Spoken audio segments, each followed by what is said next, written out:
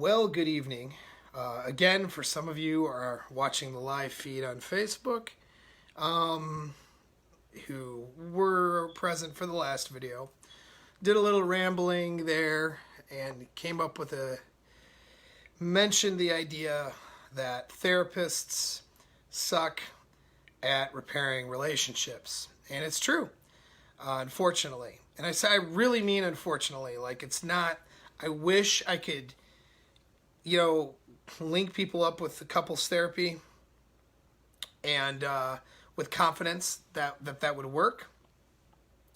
There's one guy in the area where I live in that I would consider, but he spent a lot of time talking to me about these things and exploring these issues in a different way, not through the conventional means that most therapists and counselors get their training through. All right, it's no offense to them. They go through quite a bit of schooling. They're very good at certain things. I mean, if you have a mental health issue, especially certain issues, child psychology therapy, some are very good, some are useless, but some are good at that. I mean, there's a higher percentage of good therapists and counselors for early childhood development and dealing with disabilities and dealing with mental disorders, much higher percentage of effective therapists and counselors for that. But when it comes to gender and intergender dynamics, they're just not equipped. All right? There's a whole multitude of reasons for that, but I'll give you the two applicable reasons as to why, okay? So the first one is that they're coming at it from of course, you knew I was going to say it if you pay attention to me, a feminized, gynocentric view of the world, okay?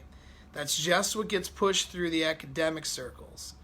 It's more liberal or whatever to put a political angle on it, but it's not so much your politics or who you voted for. It's just having this female-centered view. A lot of therapists will claim to be, male feminists or feminists, right? Which is, I'm sorry, but that's not usually a good thing. And it depends on the person's individual definition of it and what they mean by that. But generally speaking, it's this idea that the women are the victims. Well, how do you approach a relationship that involves a man and a woman with any kind of objectivity if you automatically are going to assume that the woman is the victim of some sort of oppression or abuse in that relationship? How? You can't. And so what ends up happening is it ends up being a lot of advice where the guy is told to placate to the female in a way that's unattractive, which will bring me to my second point, though, in a minute. But he'll be told to do, well, all right, we'll back up. Gynocentrism, feminism, whatever. It's not so much the feminism, but just a female-centered view where the female is the victim. That is kind of the basic idea and assumption going into a therapy scenario, all right? So that already clouds the situation pretty well, but that's not even it. It goes, here's the second reason, which will help me explain the first reason better, okay? And actually, the more important reason. All right, so the more important reason is this. They always attack it from an issue of integrity or trust. I wouldn't say integrity, but just trust. So, to provide an example, she doesn't feel attracted to him, and she is sexually unavailable, let's say. And so the man's been upset about that. So they haven't had sex, let's say, in 6 months. All right, so that's this particular couple. They go into couples therapy. That's very common, by the way. It's why I'm using this example. And then what gets promoted is, well, she just doesn't trust you with her feelings and her emotions. See, you don't do the things you used to do, or you don't do enough of the things. You don't do the things and enough of the things and the right enough of the things. And so then she just doesn't trust you with her emotions, or she just doesn't trust that you'll follow through. Or, there was a disappointment in life, and because you're the dude, it's your fucking fault. So she just doesn't trust you now. That's the angle that they take, is the angle of it's always a trust issue. The problem with that is it's not a fucking trust issue. Never is. Now, trust is important in relationships if you're going to have a long-term one. Don't get me wrong. Integrity is an important value to have. So I'm not saying that that's not an important thing. However, trust isn't the reason why shit ain't going right. The reason is desire. The reason is arousal and desire. Okay? That's the reason. So when, two people first got together, there was arousal. Let's pretend that it wasn't she wasn't settling for a beta transactional relationship with, where she's trading finances and stability for sex and nice guy favors. Let's pretend that she's has genuine attraction for him, but then over in arousal wants to be with him. But over time, he makes concessions and he does things to try to please her, and she kind of falls out of frame. She starts running the relationship more, all this and that. And basically a number of behaviors happen where she no longer desires him or he no longer desires her. Maybe she let herself go. It doesn't look like how she used to, doesn't behave like she used to. She's more nagging, she's more bitchy. So he's not aroused and doesn't desire her in the same way. She doesn't desire him maybe in the same way. So it's a combination of one, the other, or the both. But that's the real problem, is the lack of desire. Because I love my dogs sometimes. Obnoxious sometimes, but okay. So in theory, I love my dogs. I love my son. You could love your pet. You could love your mother. But you're not going to have sex with your pet. And you're not going to have sex with your mother, right? So the kind of love that you have in a relationship is not the same as the kind of love you have for other people in a platonic sense, okay? The kind of love you have and expect to have in a relationship involves desire. And desire is something that's not being managed as a relationship progresses. Desire is what ends up kind of going away if the behaviors are not there to make it last for a while and to continue to last. So what happens is these couples go into therapy, they don't desire each other anymore. They're not aroused by each other anymore. So what they need to work on is arousal and desire. But instead, the therapist attacks it from an angle of trust. But it isn't a trust issue. Because I promise you, when one or the other decides to cheat, or they're lining up their backup plan, or they divorce, or they separate, and then they go on their fucking crazy fuck spree, one or the other, or both, the person that they choose to sleep with, they don't trust that person. Oh, I promise you, the secretary or the chick that he finds at the bar that he has sex with, does he trust her? Probably not. But he still wants to have sex with her. And he probably has a whole lot of renewed happy feelings that he hasn't experienced in years. How about her when she decides to sleep with the guy? Let's say she cheats with, Steve from accounting. Well, does she trust Steve from accounting who's cheating with her? Probably not. Okay? But she desires him because Steve's doing a bunch of things. He's not only new, but he's doing a bunch of things that her husband doesn't do and didn't do anymore, and the desire isn't there. You see what I mean? So therapists don't attack the desire issue. They attack the trust issue. They promote the myth that trust is going to manufacture desire. And then from there, they promote negotiating desire. And that's what gets into the gynocentric thing, okay? Because negotiating desire almost always, involves the guy doing shit for the female in hopes that she will magically desire him again. Oh, you lost your spontaneity. Oh, you're not courting her enough. Which, by the way, courting is important, don't get me wrong. But, you're not setting up enough dates. Oh, you don't buy her flowers. Remember when you used to buy her flowers? Remember when you used to get her gifts? How much are you helping her around the house? Oh, she has to do all the chores. Even though you work 80 hours a week and she's a stay-at-home mom, you have to do all the chores. She's stressed. And if you just relieved her stress, she'd want to have sex with you again. She'd definitely want to do that. That's bullshit. Okay? It's not, stress is just the excuse. She's stressed because she hasn't been getting laid the way she wants, because she doesn't desire you anymore. All right? That's the thing. Okay? That's what it is. It's not a trust issue. You know, well, you said you would help out with this thing around the house, and you didn't help out good enough, so I don't trust you anymore. He doesn't trust you, says the therapist. Well, bullshit. Okay? It is, because the guy that she's going to be aroused by and bang ain't doing chores for her. You know, if this relationship folds or if she chooses to cheat, the trainer or the tennis coach she ends up having sex with, what acts of service has he done? You know what I mean? Other than laying it down. You know what I'm saying? It ain't fucking trust. It's desire.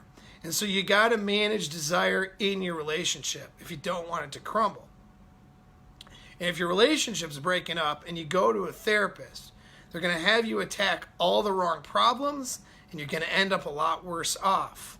Because the things that they will instruct you to do won't create desire. They will create comfort feelings and some stuff that won't translate over to desire. Placating to her, writing her love notes, practicing affirmations of how much you appreciate each other each day, keeping a diary, you know, sharing pictures on Facebook of you and the family. Like, I'm all of this shit. I'm using this really sarcastic tone for a reason. And yeah, this video is longer than 5 minutes now, but for a reason, because it's bullshit.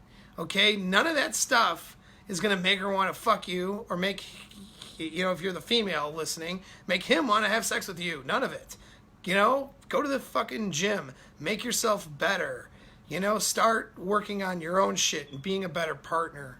And yeah, there is a lot of elements of courting and how to properly be spontaneous and date again and do some stuff. There's a whole list of things to do, which I cannot give that in one video. I wish I could. You know, you're gonna have to call me for separate consultation, or just pay attention to a lot of videos in the future. But there's a lot.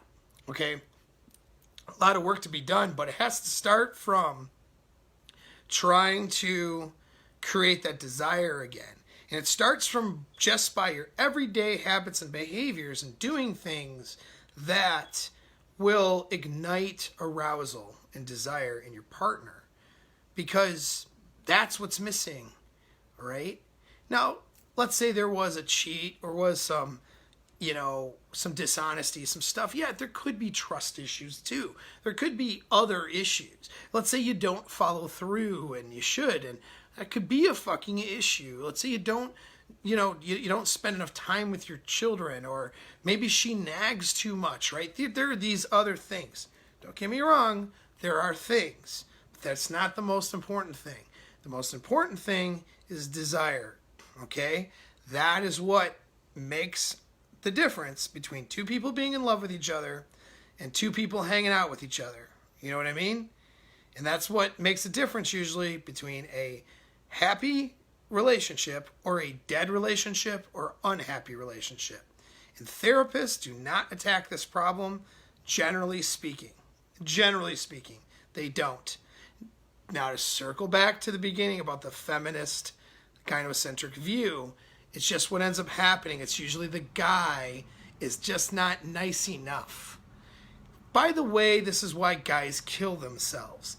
The guy probably started the relationship off being as nice as can be and has been doing nothing but placating and being the nice guy, and she's been doing nothing but getting bitchier and more unsatisfied because he doesn't act like a fucking man, but he's a nice guy. And then he goes to a professional, and the professional tells him, guess what, buddy? You're just not being nice enough. Wait a second, he's thinking, I've been nice, I've been doing all this stuff and the nice guy stuff for the last 10 years, but I'm so inadequate, that I'm such a piece of shit, that I just can't be nice enough, that I'm just failing at being nice to my wife, you know, and she doesn't want to fucking be around me. Okay, that's what fucking happens. Alright, and I'm being serious too. I'm not joking. So, you like that?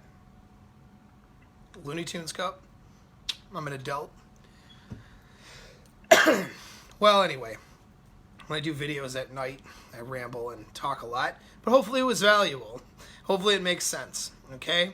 So, I mean, there's a reason why you really got to be selective. We'll put it like that. If you're going to a therapist, you really have to be selective.